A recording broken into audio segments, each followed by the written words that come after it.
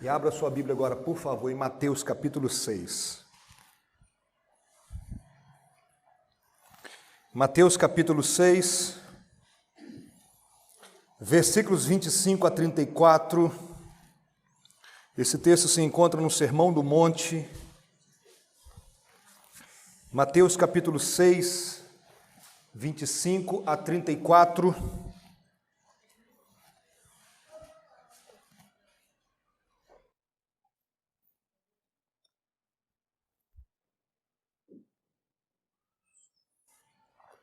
Todos nós encontramos aí?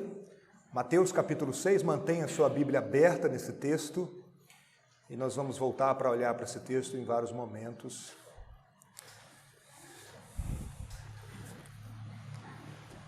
Mateus capítulo 6, 25 a 34.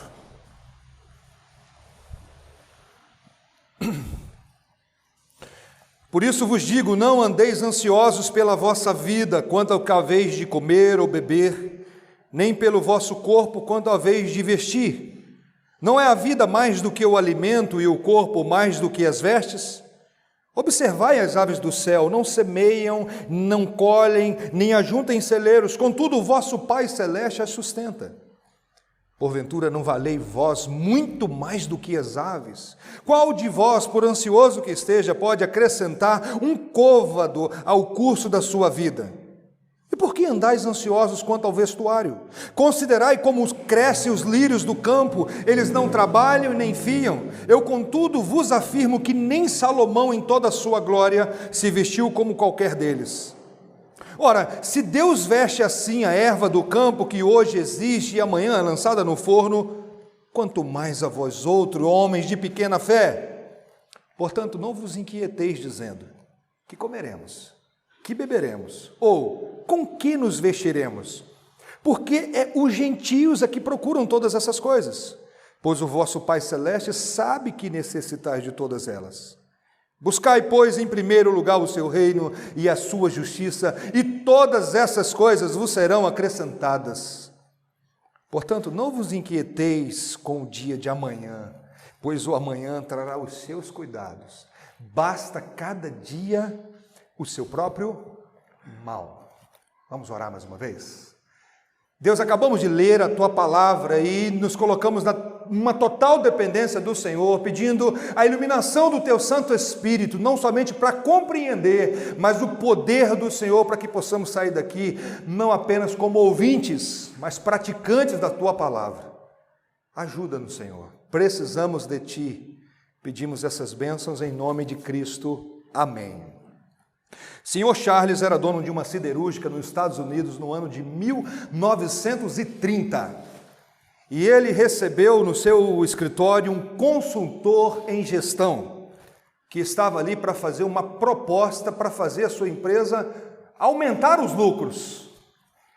E aí, naquela conversa entre o empresário e o gestor, o empresário então disse para ele, olha, eu posso até escutar a sua proposta. Se ela funcionar, eu te pago. E vou pagar aquilo que eu achar que é justo. Se você quiser assim, tudo bem. Em 1930, eles deram as mãos, contrato fechado.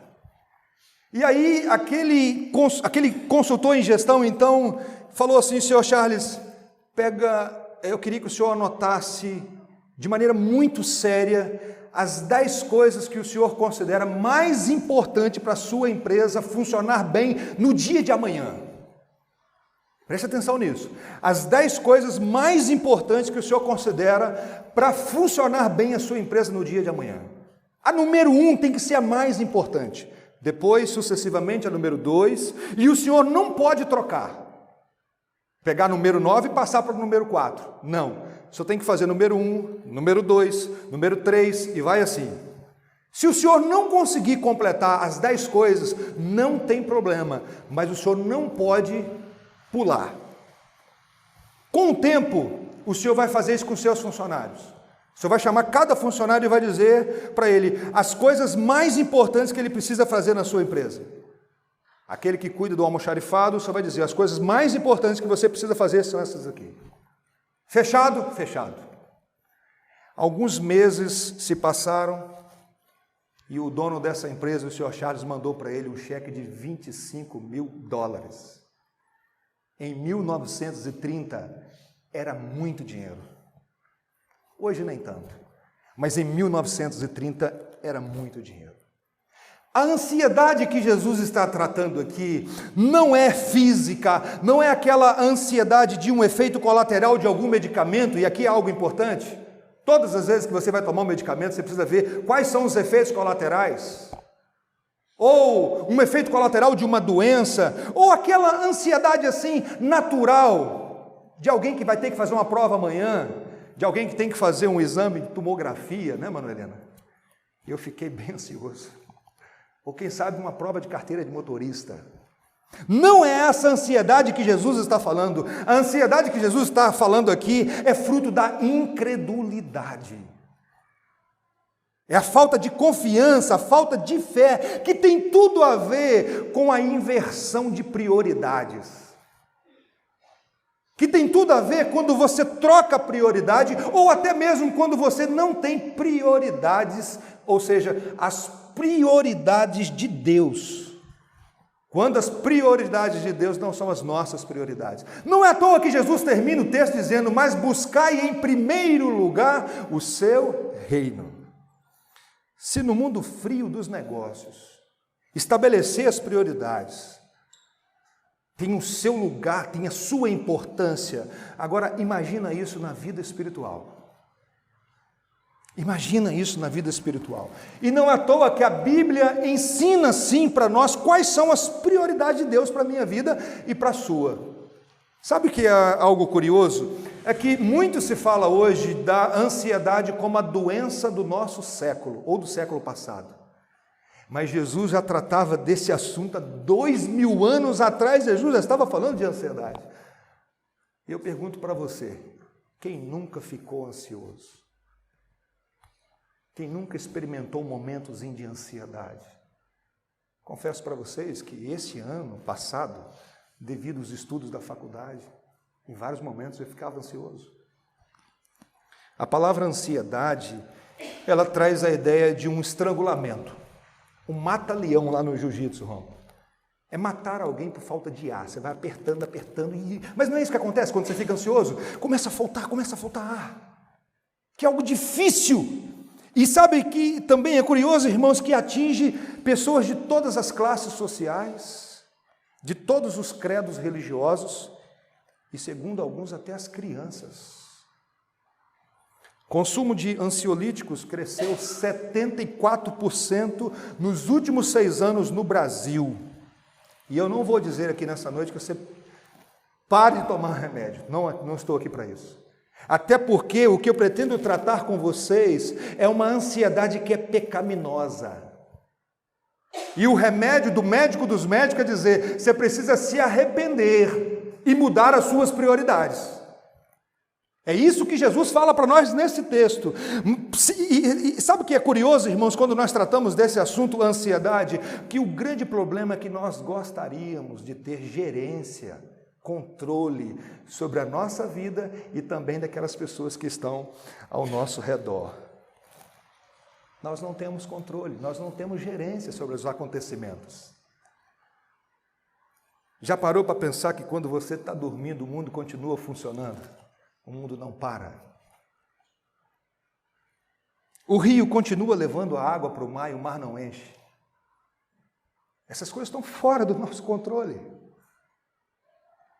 O mundo não para quando nós estamos dormindo e espera, o Bruno vai acordar amanhã 7 horas, aí vamos voltar a funcionar. O mundo continua funcionando, o hospital continua realizando cirurgia de madrugada e as coisas vão continuar acontecendo porque tudo isso não está nos nossos controles, no nosso controle. E como nós não conseguimos ter situações no nosso controle, nós ficamos o quê? Ansiosos. A gente gostaria de controlar a vida dos outros, gostaria de controlar situações. Nós não conseguimos nem, irmãos, controlar esse mosquito aí que atrapalhou tanta gente ano passado, né, Lorival? E quando nós não conseguimos, a ansiedade é um problema. Heber Júnior diz o seguinte: A ansiedade excessiva revela nossos temores. O que você tem medo? E olha o que ele diz: quando nossas emoções são tão poderosamente controladas pela nossa conta bancária, mostramos que a nossa paz não está no reino de Deus e sua justiça, mas nas contas pagas. A paz é quando tem dinheiro na conta. Por isso que Tim Keller disse que o oposto de paz não é guerra, é ansiedade. E Jesus então começa esse momento aqui desse texto dizendo assim: por isso vos digo. Por que por isso vos digo? Isso quer dizer que ele disse algo antes. E o que ele disse antes? O que ele disse antes foi as seguintes palavras: ninguém pode servir a dois senhores, porque ou há de aborrecer-se de um, ou amar o outro, ou se devotará a um e desprezará o outro. Não tem como servir a Deus e às riquezas. Jesus começa o sermão dizendo isso. O que Jesus está dizendo? Qual é a sua prioridade? As riquezas ou Deus? Semana passada nós vimos que Uzias buscou o Senhor e o Senhor o fez prosperar. No outro momento nós vimos também que Salomão pediu sabedoria a Deus e Deus deu sabedoria e também prosperidade. Aí Jesus chega e diz assim: qual é a sua prioridade? Deus ou riquezas? E ele continua falando nesse sermão que nós não devemos colocar o nosso coração nas riquezas desse mundo. E é importante dizer algo aqui, irmãos. A riqueza em si não é problema, nem o dinheiro. O que a Bíblia condena é o amor ao dinheiro, é quando o dinheiro vira um Deus na sua vida. Quando o dinheiro passa a ser a prioridade da sua vida. É esse o problema, o dinheiro em si não é o problema. A Bíblia vai mostrar para nós vários homens de Deus ricos, e com muita grana mesmo. Então esse não é o problema. O que Jesus está dizendo é o seguinte: qual é a sua prioridade? O que é que domina o seu coração? Por isso vos digo. Nessa altura ele já tinha também ensinado para os seus discípulos a oração do Pai Nosso, onde ele disse: venha o teu reino e seja feita a tua vontade, assim na terra como nos céus. E na oração do Pai Nosso ele ensinou os seus discípulos a pedir: o pão nosso de cada dia, dá-nos hoje. E preste atenção em algo que Jesus ensinou: o pão não é só para mim, o pão é nosso. Eu não devo preocupar só com o meu prato de comida, eu devo me preocupar se na casa da dona Geni tem também. O pão é para nós, o pão é nosso. Isso remete lá àquele maná que caía no deserto. Por isso Jesus ensinou a pedir o pão de hoje e não o pão de amanhã, porque lá no deserto, quando o povo estava saindo do Egito para a terra prometida, Deus mandou o maná. Na segunda-feira caiu o maná, na terça-feira caiu o maná, na quarta-feira caiu o maná, na quinta-feira caiu o maná, na sexta-feira caiu em dobro, porque no sábado não caía maná. E o maná que você colhia na sexta-feira para comer no sábado não estragava, mas se você guardasse da segunda para a terça, dava bicho. O que Deus estava ensinando? Sou eu que sustento vocês todos os dias. Por isso Jesus ensinou aos seus discípulos: peçam o pão cotidiano, o pão de cada dia. Por isso vos digo: não andeis ansiosos pela vossa vida, quanto ao que haveis de comer ou beber, nem pelo vosso corpo, quanto haveis de vestir. Não é a vida mais do que o alimento e o corpo mais do que as vestes? Aqui está o tripé das nossas preocupações: o que comer, o que beber, o que vestir. São as preocupações básicas do ser humano. E que quando você prioriza o reino de Deus, ao invés da riqueza, a pergunta é: o que eu vou comer? O que eu vou beber? O que eu vou vestir? E os discípulos começaram a ficar ansiosos com isso. E Jesus está ensinando para os seus discípulos, e quer ensinar para nós também, a viver na total dependência de Deus. Que é Ele que coloca o pão de cada dia, que é Ele que nos dá o que beber e o que vestir. Eu li um livro sobre ansiedade numa lida só, porque um livro tão gostoso, Também o livro é pequeno, mas é um livro muito gostoso. E o livro diz assim: independente do que você afirma crer sobre Deus e o cuidado dele, sua ansiedade vai destacar o que realmente lá no fundo é sua crença sobre Deus. Você pode falar que você acredita que Deus, que não cai uma folha de uma árvore sem o consentimento do Pai, que não cai um fio de cabelo, na hora que você fica ansioso, é que vai revelar a sua verdadeira crença em Deus. Se Deus está no controle mesmo da sua vida. Estou lendo um livro, irmãos, um outro livro, sobre o ministério pastoral. Ele diz assim: um grande desafio é acreditar naquilo que cremos. Eu acredito mesmo que se buscar o reino de Deus em primeiro lugar na minha vida, Deus vai me sustentar. Ou eu só falo isso da boca para fora?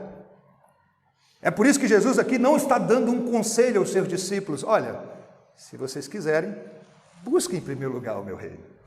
É uma ordem. E Jesus usa aqui, irmãos, um argumento muito interessante, porque Jesus diz assim: qual é o mais importante? O alimento ou o corpo? Jesus está argumentando com os seus discípulos. O que é mais importante? O corpo, com toda essa complexidade, ou o alimento? Eu que fiz o corpo, que dei para vocês o corpo, eu não vou dar alimento para esse corpo, eu não vou vestir esse corpo, eu não vou dar água para esse corpo. Jesus está aqui argumentando com os seus discípulos. Um dia um pai comprou um carrinho de controle remoto para o filho, e chegou, deu aquele carrinho já com a pilha. O filho ficou numa alegria muito grande, porque um carrinho de controle remoto é um sonho mesmo, a verdade é essa. Ganhei o meu da Gedra, depois de velho. E aí o filho começou a ficar triste, Antônio. E aí o pai falou assim: mas por que você está triste? Aí ele disse: é que a bateria uma hora vai acabar. O pai falou: meu filho, eu dei o carrinho para você. Se eu dei o carrinho, eu não vou te dar pilha quando acabar de novo. Eu tinha um cliente que ele tinha um carro muito bom há uns anos atrás, um carro muito caro, mas é um carro a diesel, e ele trocou o carro dele num carro a gasolina, mais caro ainda, e a fama do carro é que o carro é bebedor, gasta muito combustível. Como eu tinha uma certa intimidade com ele, eu falei assim: o cara, esse carro que você está agora aí é muito bom, carrão mesmo, mas a fama dele é que é beberrão. Sabe qual foi a resposta dele? Ô Bruno, quem compra um carro nesse valor não se preocupa com gasolina. Eu falei: você está certíssimo, cara, desculpa aí. E Deus está falando assim: eu dei o corpo para vocês, eu não vou alimentar esse corpo, eu vou deixar faltar alimento para esse corpo. Jesus está chamando os seus discípulos, irmãos, a pensar, a refletir, porque a ansiedade tem a capacidade de tirar de nós a capacidade de pensar, Antônio. Nós não refletimos sobre aquilo que está acontecendo, sobre o Deus da Bíblia, sobre aquilo que Deus nos ensina. Tem um teólogo que eu gosto muito, J. Serra, ele diz assim: uma grande parte da ansiedade que esmaga os cristãos procede de coisas que jamais acontecerão. Tem muita coisa que você fica ansioso que jamais vai acontecer. Como um dia o pastor foi visitar um senhor que tinha uma mãe já com uma certa idade, e o senhor estava chorando. Eu falei: o que você está chorando, meu irmão?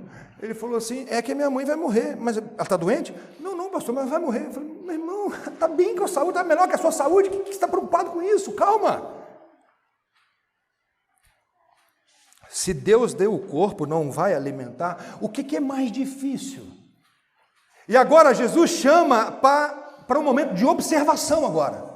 Ele fez eles refletirem sobre aquilo tudo, e agora diz o seguinte, versículo 26, observai as aves do céu, não semeiam, não colhem, nem ajuntam em celeiros, contudo o vosso Pai Celeste as sustenta. Porventura não valeis vós muito mais do que as aves dos céus? Lutero falou sobre a pedagogia da criação. Ele diz o seguinte: todas as vezes que você vê um roxinol cantar, você está diante de um grande pregador. Um passarinho cantando é Deus dizendo para mim e para você: Eu que te sustento. Sou eu que te sustento. Assim como Deus usa a formiga para ensinar o preguiçoso, que ela diz assim, vai ter com a formiga, ó preguiçoso. Quando você vê um passarinho cantar, que não trabalha, que não guarda em celeiro, não ajunta nada, e Deus sustenta, é Deus dizendo, olha, eu sustento vocês. E aí ele diz algo muito interessante, porventura não valeis vós muito mais do que as aves. O homem que é criado à sua imagem e semelhança, que é chamado coroa da criação, presta atenção em algo aqui, nós não temos méritos diante de Deus, mas nós temos valor. Nós não somos raros como o ouro de Ofir daquela música, mas nós temos valor sim, porque fomos criados à imagem de Deus. Porventura não valeis vós muito mais do que as aves? Quando eu digo que nós não temos mérito diante de Deus, é que nós não podemos exigir nada de Deus. Nada de Deus. Passarinho não trabalha. Você nunca viu um passarinho ansioso, preocupado com o que comer? Deus sustenta. Olha essa foto. O que é isso? Quem sabe? Um urubu. Eu estava indo pregar num acampamento de carnaval aí, e eu passei próximo assim de era uma estrada de chão, e numa cerca estava cheio de urubu. Falei, hoje eu vou tirar uma foto desse cara. Estava tão pertinho, eu tirei a foto e fiquei olhando, gente, Deus sustenta o urubu. Morre um cachorro, ele deve ter uma sensibilidade muito grande no nariz, né? Não sei se... Mas ele vai lá e é alimentado. Deus sustenta um urubu. É Jesus falando para você assim, se eu sustento um urubu, não vou sustentar vocês. As aves que não têm sequer o lugar para guardar alimento, já viu alguma ave guardando alimento? William Hendrickson diz assim, se Deus faz provisão mesmo para essas criaturas inferiores, quanto mais não terá Ele o cuidado de nós, que fostes criados à sua própria imagem, e mais especialmente, se aquele que as alimenta é o vosso Pai Celeste, ou Celestial, porém, para com eles é apenas um Criador. As aves são criaturas, nós, se estamos em Cristo, somos filhos. Então, quão completamente irracional é a vossa ansiedade? Olha para o passarinho, olha para a ave. E Deus faz mais, Deus move o coração de uma pessoa a ir no mercado e comprar uma canjiquinha para jogar, só para ter o prazer de ver o passarinho comer. E o passarinho nunca chegou e pediu, bota a canjiquinha para mim. O Lorival faz isso, né? E Jesus continua argumentando aqui, versículo 27, qual de vós, por ansioso que esteja, pode acrescentar um côvado à sua vida, ao curso da sua vida? Esse côvado aqui, os estudiosos se dividem, se é altura ou é tempo. Mas a aplicação é, a sua ansiedade aumenta os seus dias ou aumenta a sua altura? Nunca vi ninguém ficar mais alto porque ficou ansioso ou viveu mais por causa da ansiedade. E Jesus está chamando a gente para pensar, refletir. A pergunta que Jesus está fazendo é a seguinte, a ansiedade acrescenta alguma coisa na sua vida? Acrescenta alguma coisa? Verso 28 e 29, e por que andais ansiosos quanto ao vestuário? Considerai como crescem os lírios do campo, eles não trabalham nem fiam. Eu, contudo, vos afirmo que nem Salomão, em toda a sua glória, se vestiu como qualquer deles. Irmãos, Salomão era rico. Irmãos, Salomão era rico, ele tinha uma frota de embarcações. Só de tributos ele recebia 25 toneladas de ouro por ano. 25 toneladas de ouro por ano. Salomão tinha tanto ouro que a prata desvalorizou na sua época. Ele se assentava num trono de ouro puro e Jesus diz, nem mesmo Salomão, em toda a sua glória, se vestiu como um lírio do campo. Ora, se Deus veste assim a erva do campo, que hoje existe e amanhã é lançada no forno, quanto mais a vós outros, homens de pequena fé. Se Deus gasta tempo, Antônio, embelezando uma flor, que depois de 3 dias está pronta para ser jogada no forno para servir de lenha, Ele não vai me vestir, te vestir? Tem flor que além de beleza tem cheiro ainda. Deus ainda passa perfume na flor. E você, se ficar 5 dias sem tomar um banho, você está terrível. E Deus fala assim, eu coloco beleza, cor, tem flor que tem até assim uma textura de veludo, e daqui 3 dias ela vai morrer, eu não vou cuidar de vocês. Deus não vai nos vestir? Ele que sempre cobriu a nossa nudez, quando Adão e Eva tentaram resolver a vergonha que eles fizeram pela desobediência, e tentaram fazer roupas de figueira, e Deus não aceitou,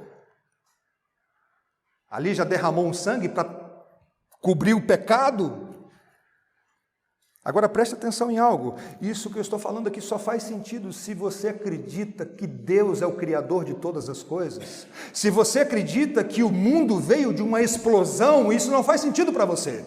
Agora, se você acredita que Deus criou todas as coisas e colocou todos esses detalhes na sua criação, até uma formiga, é para te ensinar e me ensinar a depender dele. Não faz sentido para quem não acredita no Deus Criador. Portanto, não vos inquieteis, verso 31, com que comeremos, com que beberemos, ou com que nos vestiremos, porque os gentios é que procuram todas essas coisas. Pois o vosso Pai Celeste sabe que necessitais de todas elas. O nosso Pai Celestial sabe das nossas necessidades. Sabe qual é o problema? O problema é que a nossa ansiedade não é com o prato de arroz e feijão. Não é com a calça jeans e a camisa de manga. Não é com a água gelada. Esse que é o nosso problema.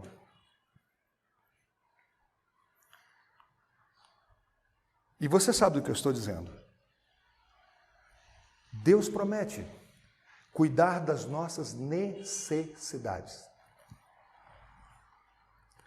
Nós ficamos ansiosos não pela necessidade. E aí Jesus diz assim para nós o remédio. Buscai, pois, em primeiro lugar o seu reino e a sua justiça, e todas essas coisas vos serão acrescentadas. O ser humano, na sua maioria, vive em busca de alguma coisa. E faz dessa busca a sua razão de viver. Os filósofos gregos chamavam isso do bem supremo. Qual a razão da sua existência? Enquanto muitos vivem buscando o que comer, o que beber, o que vestir, e principalmente aqueles que não acreditam que Deus faz isso, os seguidores de Cristo são ordenados a buscar, antes de tudo, o seu reino e a sua justiça. É seguir um outro caminho que o mundo segue. É o que Jesus está dizendo. Antes de se preocupar com essas coisas, você tem que buscar em primeiro lugar o seu reino e a sua justiça. E a mesma ideia aqui do Pai Nosso: venha o teu reino. Deus é dono disso tudo porque Ele criou todas as coisas. Mas o reino que Cristo veio implantar aqui é o reino redimido, daqueles que foram lavados pelo sangue do Cordeiro e que agora têm um modo digno do Evangelho de se viver. É esse reino, onde a justiça de Cristo foi imputada sobre a nossa vida e agora nós temos até uma ética diferente da do mundo. E é esse reino que nós desejamos que cresça, onde a marca dos que pertencem ao reino de Deus é a obediência ao rei, submissão ao rei. O que é buscar em primeiro lugar o seu reino? É se tornar um pastor ou um missionário? Não. Eu não preciso me tornar um pastor ou missionário para buscar, em primeiro lugar, o reino de Deus. Eu não preciso ter programação na igreja de segunda a segunda, aí frequentar todas as programações, porque aí sim eu estou buscando, em primeiro lugar, o reino de Deus. Não é isso que Jesus está dizendo. Eu busco, em primeiro lugar, o reino de Deus quando eu busco viver os princípios do reino. Agora, como alguém que foi lavado e remido pelo sangue do Cordeiro, onde que eu faço isso? Na minha casa, com a minha família, com a minha esposa, com meus filhos. Quando eu entendo que agora, eu que fui redimido por Cristo, eu tenho agora um outro Senhor, e a Bíblia vai dizer, marido, ame a sua esposa, você está buscando em primeiro lugar o reino. Quando ele vai dizer para a esposa a mesma coisa, quando vai dizer para os filhos a mesma coisa, no trabalho, da mesma maneira, eu não vou trabalhar da maneira que eu trabalhava antes, agora o trabalho é para o Senhor. Como Colossenses vai dizer, tudo que você tem que fazer, faça para o Senhor. Na escola, na faculdade e até mesmo no meu momento de diversão, é quando então eu exercito a minha fé em todas as áreas da minha vida. Aquela exortação lá de Hebreus de não deixar de congregar é uma dentre outras. Eu participo sim, eu venho nas programações da igreja, mas a minha vida cristã no reino não se resume a esse momento que eu passo aqui. Esse é um momento, mas eu tenho que viver agora para a glória do Senhor, buscando em todas as áreas da minha vida os princípios do reino. Eu não posso fazer da igreja um refúgio, me esconder. Não, Jesus disse, eu não peço que tires do mundo, mas que livre do mal. Vão para o meio dos lobos. É viver o reino no meio dos lobos. Não é só quando eu estou distribuindo panfletos ou fazendo oração por alguém. É agora viver de modo digno do Evangelho, buscando agradar o Senhor em tudo que eu faço. Como Paulo diz, portanto, quer comais ou bebais, fazer tudo para a glória do Senhor. Comer e beber é a coisa mais simples da vida, mas você pode fazer para a sua própria glória. Portanto, não vos inquieteis com o dia de amanhã, diz o versículo 34, pois o amanhã trará os seus cuidados, basta cada dia o seu próprio mal. A ansiedade, irmãos, é uma preocupação, é uma pré-ocupação. É estar ocupado com algo que não aconteceu. E a Bíblia diz assim, vocês não sabem o que acontecerá amanhã. Vocês não sabem como será a sua vida amanhã, pois vocês são como a neblina passageira, que aparece por algum tempo e logo depois desaparece. Quem te garante que eu vou estar vivo? Quem garante que eu estarei vivo amanhã? O amanhã trará os seus próprios cuidados, basta cada dia o seu próprio mal. Deus te capacita hoje para viver o hoje, Ele não te dá força para viver o amanhã. O amanhã, um outro dia, muitas coisas podem acontecer, novos desafios, novas oportunidades. Por isso que a Bíblia diz, o choro dura uma noite, mas a alegria, amanhã é nova oportunidade. Mas ele termina de maneira muito especial. Basta ao dia o seu próprio mal. Nós não podemos ter uma visão romântica desse mundo, irmãos. O mal é presente, precisamos ter consciência disso. Precisamos ter consciência disso para não criar falsas expectativas em relação a esse mundo, e essas falsas expectativas, sabe o que elas vão produzir? Ansiedade. Ansiedade. Mas eu garanto algo para vocês, quando o rei voltar, o mal será eliminado. O mal já não existirá mais. Por isso que a Bíblia diz, Maranata, ora vem, Senhor Jesus. Quais as aplicações que nós podemos fazer desse texto? A maior preocupação do ser humano é com a morte. Gente, tem tanta gente com medo de morrer. Pensar na morte causa ansiedade.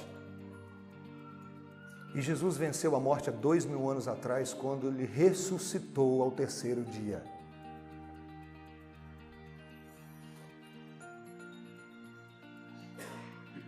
Quando você confia em Cristo, não existe essa ideia de que morreu, acabou. Por isso Paulo debocha da morte dizendo: onde está, ó morte, a tua vitória? Foi Jesus que disse: quem crê em mim, ainda que morra, viverá. Foi Jesus que disse para aquele ladrão da cruz: hoje mesmo estarás comigo no paraíso. Agora a pergunta que fica é: você acredita em Jesus como o único e suficiente Salvador? Ele é Senhor da sua vida. Você tem essa esperança, e essa esperança só tem essa esperança quem está em Cristo, de que hoje mesmo estarei com Ele no paraíso. A segunda aplicação, irmãos, que eu queria fazer é que a ansiedade como fruto de incredulidade é pecado, e nós não podemos falar de outra maneira do que Jesus disse. E não adianta ansiolítico para esse problema aqui. Aqui precisa de arrependimento, confissão e ajuda de Deus.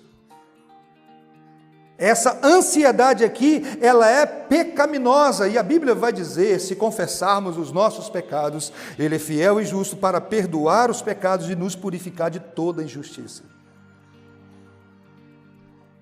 Terceira aplicação: Jesus não está ensinando aqui que se eu buscar o reino de Deus, eu não preciso trabalhar, porque Ele vai botar comida. Você não entendeu, se você está entendendo assim. Buscar o reino de Deus é trabalhar. Aquele que furtava, não furte mais, antes trabalhe. Quem não quer trabalhar, também não coma.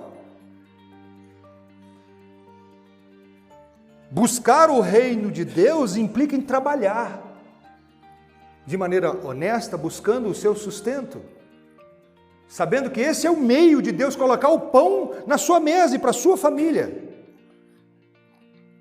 Quarto, mentalmente, ou se vocês quiserem escrever, faça uma lista das 10 coisas mais importantes que você precisa fazer amanhã.